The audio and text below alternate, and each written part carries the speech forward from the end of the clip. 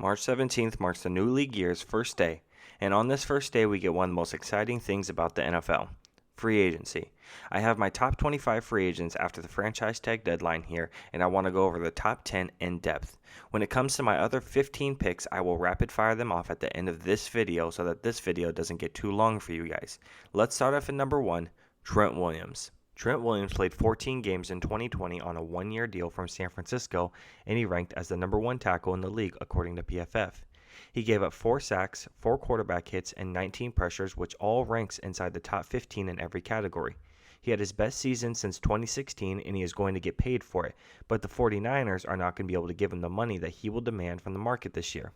I debated with myself on whether he would go to Jacksonville or LA, but ultimately, I think he's going to go to the Los Angeles Chargers on a 4-year deal worth $85 million. The Chargers ranked as the 3rd worst pass blocking team in the NFL and the absolute worst run blocking team. The starting left tackle, Sam Tevi, is hitting free agency this year, but he wasn't very good anyways, having a PFF grade of 52.9. So with this signing, they will be improving the line while also devoting more money to the position. They're ranked as the 8th lowest team, devoting money to the offensive line, and it shows with the quality of play from this offense. At 33 years old, Trent Williams will protect Justin Herbert for the next couple of years. Number 2, Shaq Barrett. Shaq Barrett exploded onto the scene in 2019 with a 20-sack season, and following that, he signed the franchise tag with Tampa Bay. This past season, he had a down year in terms of sack numbers, but he actually had an equally productive year. With 77 total pressures, this was only 5 less than his insane 20-sack performance, but he played a very crucial role in the Super Bowl run for the Bucs, notching 4 sacks in the postseason. The Bucs would love to bring back the 28-year-old pass rusher, but they aren't going to be able to afford him with Chris Godwin getting the franchise tag and Levante David getting a 2-year deal worth $25 million. I doubt Barrett's going to take a pay cut for this team too, because after taking the franchise tag once from them and not getting a long-term deal done, I'm sure Barrett isn't very pleased with them. He's going to want to compete for another Super Bowl though, and a perfect team that has the cap space for Barrett and is going to be in the playoffs next year is the Indianapolis Colts. The Colts are spending the 3rd lowest amount on edge rushers in the league, but the defense is ranked near the top of the league in almost every single defensive category except for pressures on the quarterback. They could really use a player like Barrett wreaking havoc off the edge, especially with DeForest Buckner commanding a lot of the middle of the line. Barrett is worth at least an $80 million contract over 4 years. Number 3, Kenny Golladay. You knew that he was going to be up there in the rankings, and he has recently been notified that he was not going to be franchise tagged for the 2021 season by the Lions. This releases him to the open market to potentially get a massive deal. Golladay was plagued by injuries this past season, only playing in 5 games and recording 20 receptions for 338 yards and 2 touchdowns. The 2 seasons before last, he had back-to-back 1,000-yard seasons with 65-plus receptions in those seasons as well. He is a big-body young wide receiver who has great potential, but his only worry is his health. He has only played in 1 full 16-game season since entering the league in 2017. But when it comes to what team will sign him, this feels like a no-brainer to me. The Jacksonville Jaguars are a landing spot for one of the top free agent wide receivers this year. Kenny Golladay should slide right into the number 1 wide receiver role for the team. The Jaguars had the 9th worst receiving core last year according to PFF, and the highest ranking wide receiver was 40th, and it was the current number 1, G.J. Shark. Golladay, if healthy, will help out the number 1 pick in the draft this year, Trevor Lawrence, to be successful in this league. A 4-year deal worth $90 million is the range Kenny Golladay should get. Number 4, Aaron Jones. In the past, Aaron Jones has been a fantasy football owner's worst nightmare. This is because no matter how talented he's shown to be, every coach either does not give him enough opportunities or they bring in backs like Jamal Williams or even recently A.J. Dillon. Jones had back-to-back 1,000-yard rushing seasons with 16 touchdowns in 2019 and 9 in 2020. He ranks 7th in yards after contact, 11th in missed tackles, 4th in yards per carry, and 4th in total rushing yards, a clear-cut number 1 running back for any team. Aaron Jones is guaranteed to get paid handsomely this offseason. And the only reason that the Packers don't try to bring him back is because they have 3 offensive linemen that they need to try to bring back this next year, including Corey Linsley and Rick Wagner.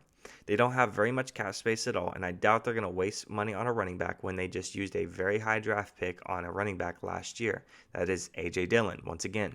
But ultimately, this was another easy one for me. The Miami Dolphins are going to focus this offseason on getting Tua the most help he can possibly get.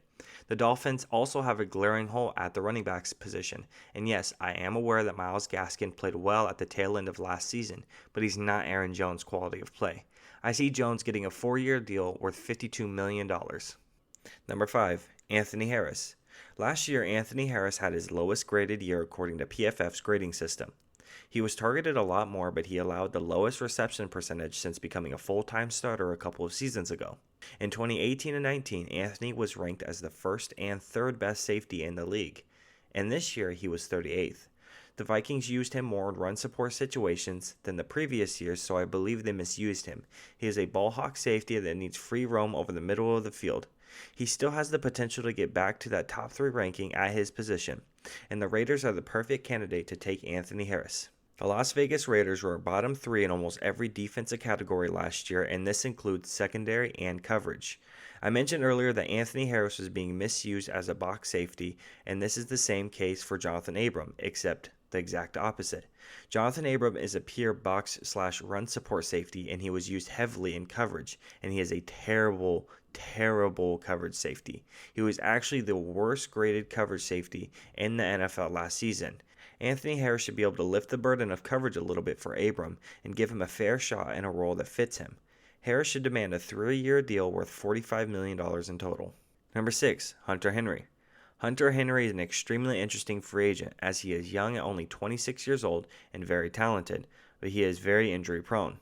Henry has never played a full 16 games in a season. He has never gone over 700 yards in a single season, but he is still regarded as one of the top tight ends in the league. This might be because the tight end position is weak at the moment in the NFL, but to still be regarded as one of the top in your position with all the issues that you have is still impressive. He's going to be pursued heavily by his current team and a few others, but I ultimately think that money talks, and I think the Jacksonville Jaguars are going to overpay for a tight end. Previous starter Tyler Eifert was released by the team during the offseason and leaves a space to fill out this position. Eifert recorded 36 receptions for 349 yards and 2 touchdowns, and everything I said about Hunter Henry wasn't positive, but he was still head and shoulders above anything that Jacksonville had at tight end and has at tight end. This once again is another move to surround Trevor Lawrence with the weapons. Henry will sign a 5-year deal worth $60 million. Number 7, Shelby Harris. I wanted to put Shelby Harris inside my top 10 because he is easily one of the most underrated players in the NFL, bar none. Since going to Denver, he has been one of the best interior defensive linemen in the league, but he hasn't been respected as one, unfortunately. Denver has used him in the perfect ways and utilized him in the fullest capacity, and his PFF grade of 75 or higher since 2017 has shown that. Denver isn't going to be dumb in this situation. They know what Harris brings to the table, and with him flying under the radar so much, he shouldn't command too much money this offseason. The Broncos this past season had the 6th best defense, 8th best run defense, and 9th best pass rush defense. Harris contributed big portions of the success, and Denver knows that, and they'll give him a 3-year deal worth a total of $35 million. Number 8, Juju SmithSchuster. Juju SmithSchuster is not a true outside number 1 wide receiver. He lines up in the slot 84% of the time. He was first in the amount of snaps taken out of the slot, first in receptions in the slot, 4th in yards from the slot, and 1st in touchdowns made from the slot. Last year, Juju had 97 receptions for 831 yards and 9 touchdowns. This was a lot better than his 2019 season, but still not quite close to his peak in 2018, where Antonio Brown was lining up on the outside. So he's clearly a very talented slot receiver, and because of this, he is needing to go to a team that's a true number 1 outside so he can live and die in the slot. There was a handful of teams that was debating between on where Juju should go, including New England, Washington, Indianapolis, New York, Jets that is, Houston, and Cincinnati. The team that fits Juju the most, I feel, is the Washington football team. This once again came down to where he fits the most, meaning where he can play in the slot but not be the true number 1. The Washington football team had the 3rd worst receiving core in the NFL according to PFF last year. Stop and think to yourself, who is the second receiver after Terry McLaurin? Logan Thomas is a tight end and was 2nd in yards on the team, behind Terry McLaurin obviously. And next, J.D. McKissick, a running back, 3rd on the team in yards. The next closest for wide receiver in terms of yards is Cam Sims with 581 yards on 39 receptions. The receiver who takes up the slot now is Steven Sims, who took 266 snaps from the slot. So Juju should be able to take over that role easily and help this team's offense. Juju will sign a contract for 5 years worth $80 million. Number 9, we're doing another wide receiver, Will Fuller. Will Fuller is another one of those interesting wide receivers that is young with a ton of talent but hasn't played in a full 16-game season in his career. He had his best season in 2020 but was suspended at the tail end of the season, cutting his projected 1,000-yard season short by a couple of weeks. Usually plagued by injuries, Will Fuller stayed healthy all this past season and was electric, recording 53 receptions for 873 yards and 8 touchdowns. He was ranked the 10th best wide receiver according to PFF with an offensive grade of 86.2 and ranked 15th in reception percentage on deep balls. He's not a slot receiver like the previous person we talked about. He didn't even rank inside the top 50 on percentage of slot snaps taken. This once again came down to a lot of teams, and the dream situation for both parties would likely be Green Bay, where they both expressed mutual interest. Green Bay unfortunately does not have the cap space to sign a player like Will Fuller this offseason, so I went with the team that I know is in need of a wide receiver that can stretch the field and not take anything away from the slot. So that being said, Will Fuller will sign a 5-year deal worth $90 million with the Cincinnati Bengals. The Cincinnati Bengals are losing the washed-up receiver that is A.J. Green, but that doesn't matter too much as they need a pass catcher, kind of like Will Fuller. They already have their slot guy in Tyler Boyd and a big physical receiver in T. Higgins, who showed a ton of promise last year. Now all they need is that final piece of the puzzle to give Joe Burrow all the tools he needs to tear the NFL apart. And number 10, the final player we're going to go in depth on is Yannick Ngakoue. Yannick Ngakoue has bounced from 3 different teams in the past 2 seasons, the Jaguars, Ravens, and Vikings. He has a good pure pass rusher presence that offers a lot in the way of versatility, having a grade of 70 or higher since 2017. He has recorded 38 sacks and 227 total pressures since then. The biggest knock on the young pass rusher is his run stopping is well below average. So he needs to go to a team that needs a pass rusher but is above average already in run stopping. There's not a whole lot of teams that fit this mold, but the one that does and has a cap for him is the Denver Broncos, whom will make it on this list once again. I've already spoken on the Broncos defensive line situation already, so I'll make this brief by telling you Ngakoue will sign a 3-year deal worth $50 million. So I still have 15 players left on this list, and how this is going to work is I'm just going to list who it is, list where they're going, and list their contract. That's it. And a disclaimer, this list in no way, shape, or form outside the top 10 is ranked in any way.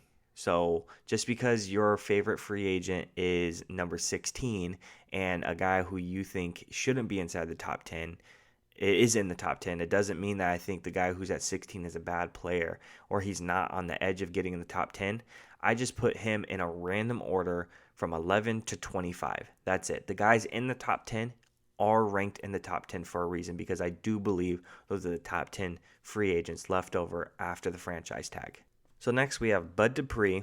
He's going to sign with the Seattle Seahawks on a 2-year deal worth $20 million. Corey Linsley, center, is going to re-sign with the Packers on a 3-year deal worth $33 million. Offensive guard Joe Thuney is going to sign with the Jaguars for 4 years, $55 million. Jadeveon Clowney, edge rusher, is going to sign with the Titans, 2 years, $30 million. Matt Judon is going to sign with the Jets, 4 years, $70 million. Desmond King is going to sign with the 49ers, 4 years, $24 million.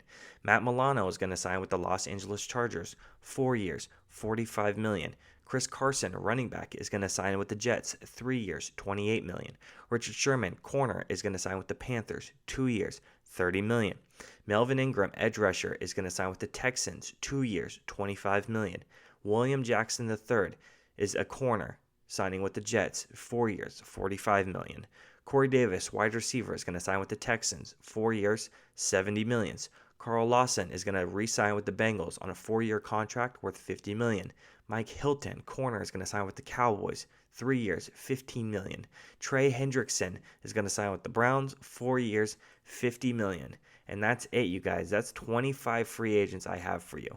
So what signings do you agree with and which ones do you disagree with? What did I get wrong? What did I get right? Let me know in the comment section down below. I would really appreciate you guys if you hit the thumbs up button. If you hit subscribe, I'm going to have more content out this offseason. I know it's been a really slow offseason, but it's coming up where free agency is obviously right around the corner with this video, and I'm going to have another mock draft video. After that, it's going to be my post mock draft, free agency mock draft. And then I'm going to be giving out grades for every single one of the teams for their draft picks. That's after the draft. So we're going to have a busy offseason. It's going to be a little slower than the NFL season, where I was putting out about a video a week, a video every week and a half. But once the NFL season kicks back up, I will be making a video probably every 2 weeks or so. So I'll be busy. And if you want me to do any video at all, we're talking in-depth analysis, go ahead and check out my Jalen Hurts analysis videos, Justin Jefferson. I could do anybody, anything. Let me know in the comment section down below. I really appreciate you guys for sticking around and being patient with me. This is NFL Empire. Peace.